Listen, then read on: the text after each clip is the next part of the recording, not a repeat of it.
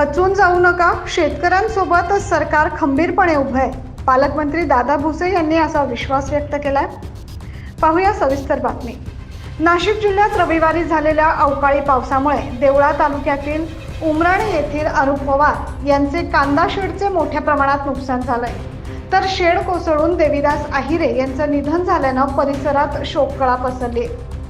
पालकमंत्री दादा भुसे यांनी आज सकाळी घटनास्थळी भेट देत कुटुंबियांचं सांत्वन केलं आणि शेतकऱ्यांशी संवाद साधला.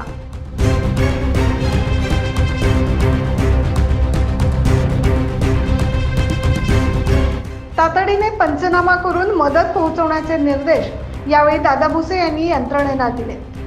यावेळी दादा भुसे म्हणाले की खचून जाऊ नका, शेतकऱ्यांसोबत सरकार खंबीरपणे उभं आहे. नैसर्गिक आपत्तीचा सामना करू, लवकरात लवकर मदत राज्य शासनातर्फे करण्यात येईल. वादळाचा अंदाज घेऊन नागरिकांनी काळजी घ्यावी असं आवाहन देखील दादा भुसे यांनी यावेळी केलंय. दादा भुसे यांनी यावेळी शासकीय यंत्रणेला देखील सतर्क राहण्याच्या सूचना केल्यात. या घटनेत तिसगाव येथील 2 व्यक्तींचा आकस्मिक मृत्यू झाल्यानं गावावर शोककळा पसरली. या कुटुंबियांची भेट घेत पालकमंत्री दादा भुसे यांनी सांत्वन केले. यावेळी मंत्री दादा भुसे यांच्या समवेत आमदार डॉक्टर राहुल आहेर तसेच शासकीय यंत्रणेचे पदाधिकारी देखील उपस्थित होते.